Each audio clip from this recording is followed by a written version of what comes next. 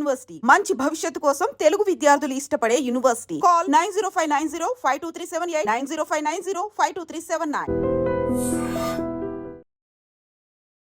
కానీ మీరు అంతమందితో చేశారు కానీ ఒక్కళ్ళతో మిస్ అయ్యారు.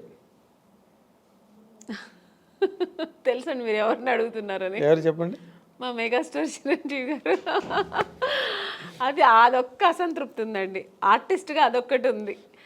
ఎందుకంటే ఆ టైంలో ఆయనతో చేయడానికి అవకాశం రాని హీరోయిన్ మీరు ఒక్కరే. సౌందర్య చేసింది వచ్చిందా? వచ్చిందండి, నాకు అవకాశం రాలేదు. నేను ఎప్పుడు ఆయన్ని జపిస్తూ ఉండేదాన్ని కదా, ఎలా దేవుడిని జపించేదాన్నో అలాగా నేను చిన్నప్పుడు స్కూల్కి వెళ్ళే టైంలో ఆయన మన రాధా గారి సినిమాలు, విజయశాంతి గారు పక్కన చేసిన సినిమాలని ఎక్కువ చూసేదాన్ని. నాకు అక్కడే నేను చిరంజీవి గారు ఫ్యాన్ అయ్యాను. అసలు ఆ చిరంజీవి గారు అంటే ఇంకా పిచ్చి. సినిమా ఎంత పిచ్చో అంతే పిచ్చి నాకు చిరంజీవి గారు అంటే. ఇంకా నేను నా రొమాన్స్ నేను సాంగ్ ఏదో నేను డ్రీమ్లో ఇలా ఊహిస్తానంటే అది చిరంజీవి గారు పక్కన హీరోయిన్ తీసి మీరు వెళ్ళిపోతారు. నేను వెళ్ళిపోయేదాన్ని ఇలా నేను అక్కడ చేస్తే ఎలా ఉంటుందని అలా వెళ్ళిపోయేదాన్ని. సో అలా ఒక డ్రీమ్ నాకు ఉండేదన్నమాట. అది నాకు నిజమైంది కూడా. నాకు నిజంగా దొరుకుతుంది అనుకోలేదు. బట్ నాకు ఆఫ్టర్ శుభలగ్నం రిక్షావాడు సినిమా, ఆ సినిమాకి నేను ఫస్ట్ అడిగారు అనమాట, డేట్స్ కూడా తీసుకున్నారు. మళ్ళీ ఒక షూట్కి వెళ్ళాక ఇంకా 15 days ఉన్నప్పుడు నేను చిరంజీవి గారితో మాట్లాడాను కూడా. నేను ఆ టైంలో షూట్కి వెళ్తున్నా అన్నీ తెలుసు, సౌందర్యకి తెలుసు. సౌందర్య కూడా చాలా హ్యాపీ, ఎందుకంటే సౌందర్య కూడా ఉంది ఆ సినిమాలో. నేను సౌందర్య ఇద్దరు చాలా హ్యాపీ. మేము మన ఇద్దరు మళ్ళీ కలిసి చేస్తున్నామే అని. నేను బెంగళూరు షూట్కి వెళ్తే తను ఫోన్ చేసింది నాకు.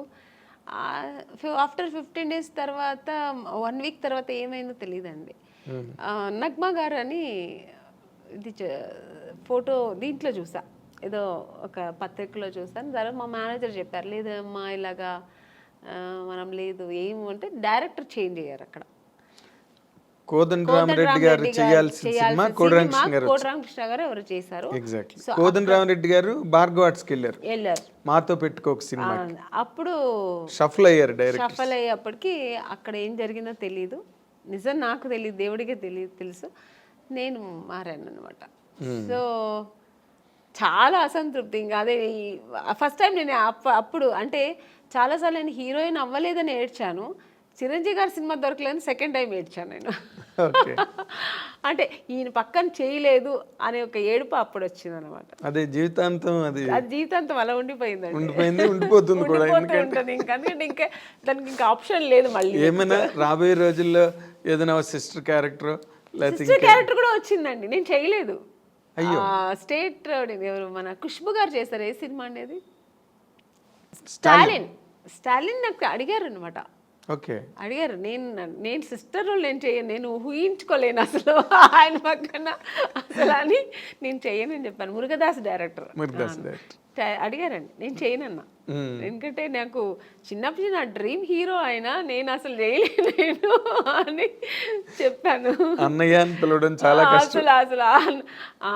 అసలు నా వల్ల కాదు, ఆ ఇమాజిన్ కూడా చేయలేను. నేను నా డ్రీమ్ హీరో అలాగే ఉండిపోని నేను చేయనని చెప్పేసా. అప్పుడు చాలా గ్రేట్ డెసిషన్ అది, నిజంగా నేను చేయలేదు. అవును, గ్రేట్ డెసిషన్. కన్విక్షన్ అస్సలు నేను కుదరలేదు, నీకు కుదరదు అన్నాను. చాలా ఒక 10 times ఫోన్ చేశారు, నేను చేయనని చెప్పాను. చాలా గట్స్ కావాలి చిరంజీవి గారి పక్కన చేయనని చెప్పడానికి. అంటే చిరంజీవి గారు పక్కన అదే మీ ఫీలింగ్ కరెక్ట్. ఎందుకంటే నా హీరోని నేను అన్నయ్య అని పిలవలేను, అసలు ఛాన్సే లేదు. నాకు ఇప్పటికీ గుర్తు, మీరు అన్నపూర్ణ స్టూడియోలో చిరంజీవి గారు ఒక సెట్లో షూటింగ్ చేస్తున్నప్పుడు మీరు పక్క సెట్లో షూటింగ్ చేస్తూ కలవడానికి వస్తామని వచ్చారు ఒకసారి మీరు. అవును, ఇప్పుడు రీసెంట్గా మన కే విశ్వనాథ్ గారు ఫంక్షన్ జరిగింది, ఆయన పోయిన తర్వాత శ్రద్ధాంజలి చేసి. అప్పుడు ఆ ఫంక్షన్ నేను వెళ్ళాను, ఎందుకంటే నేను ఆయన సినిమా చేశాను కదా, శుభ సంకల్పం. అప్పుడు కూడా చిరంజీవి గారు మెయిన్ అక్కడ వచ్చారు. చిరంజీవి గారే అది జరిగింది, ఆర్గనైజేషన్ ఆయన తరఫునే జరిగింది. సో చిరంజీవి గారు వస్తే నాకు అసలు ఆ ఫంక్షన్కి వెళ్ళిన సంతోష్ పక్కన చిరంజీవి గారు చూసాను, మళ్ళీ చూస్తున్నానని. నేను ఆయన చూసినప్పుడంతా నేను మళ్ళీ ఆ చిన్నప్పుడు ఆ ఫ్యాన్ ఎలా ఫీల్ అవుతారో ఫీల్ అయిపోతుంటాను. నేను ఆర్టిస్ట్గా మర్చిపోతుంటాను నేను. సో అక్కడ వెళ్ళి స్టేజ్కి వెళ్ళిన తర్వాత అందరూ ఫొటోస్ తీసుకొని అందరూ గ్రూప్ తీసుకున్నారు. నేను మళ్ళీ వెళ్ళి సార్ ఒక్క ఫోటో తీసుకుంటాను సార్ అన్నాను. రామ్మ అని నేనైతే ఎంత అప్పుడు ఫీల్ అయ్యానంటే, నేను ఒక ఫ్యాన్, నాకు నచ్చిన హీరోతో తీసుకున్నానని నేను ఇష్టపడి నాకు నచ్చి తీసుకున్న ఏకైక హీరో చిరంజీవి గారు. అంటే ఆయన ఈ సచ్ ఎ ఫినామినల్ హీరో. మీరు అలాగే ఫ్యాన్స్ లాగా ఉండిపోయారు అప్పటి నుంచి ఇప్పటి వరకు. ఇప్పుడు మళ్ళీ కొత్త జనరేషన్ తీసుకుంటున్నాను. ఇప్పుడు చేస్తున్నప్పుడు అందరూ హీరోస్తో నేను తీసుకుంటా పర్సనల్గా, దట్స్ డిఫరెంట్. బట్ నాకు ఇష్టపడి చిరంజీవి గారు పక్కన తీసుకుని ఇలా తీసుకుంటే అసలు మళ్ళీ బ్యాక్ టు 25 years బ్యాక్ వెళ్ళిపోయాను అనమాట. ఇప్పుడు మీరు మాట్లాడుతున్నప్పుడే ఎంతో పొంగిపోతున్నారు తెచ్చుకుని. అంటే అది ఇష్టం నాకు. అంటే ఆయన ఏమో మరి తెలీదు, ఆయన యాక్టింగ్, ఆయన డాన్స్ స్టైలు ఇప్పుడు కూడా అలాగే చేస్తారు ఆయన. అసలు రీసెంట్గా సినిమా చూశాను, వాల్టర్ వీరయ్య. అసలు హీరో గారు ఎంత అసలు ఛాన్సే లేదు. రెడీ అవ్వాలి మరి మీరు. బాలశంకర్ దగ్గరలోనే ఉంది, బాలశంకర్ రిలీజ్ దగ్గరలో ఉంది. వెళ్తానండి ఆగస్ట్ 11. చాలా హైలీ ఎక్స్పెక్టెడ్ ఫిల్మ్. చాలా అది మనకు అక్కడ వేదాళం, తమిళ్ వేదాళం కదా తెలుగులో, అక్కడ పెద్ద హిట్. ఆ ఎక్స్పెక్టేషన్స్ ఇక్కడ కూడా ఉన్నాయి. ఇప్పుడు జనరల్గా అంటే మీరు ఎప్పుడు క్లాసిక్ క్యారెక్టర్స్, ఒక ఇంపార్టెంట్ రోల్సే చేశారు. గ్లామర్ వైపు అసలు ఎప్పుడు పోలేదు మీరు. రమ్యకృష్ణ గారు చేశారు, కొంతలో కొంత సౌందర్య కూడా చేసింది. మీరు అసలు అటు పక్కకే పోలేదంటే నాకు స్టార్టింగ్ ఇప్పుడు జంబలకడి పంలో మాస్ క్యారెక్టర్ అండి నేను చేశాను. తర్వాత ఏంటో ఆఫ్టర్ ఇమ్మీడియట్గా నాకు మిస్టర్ పెళ్ళాన్ దొరికింది.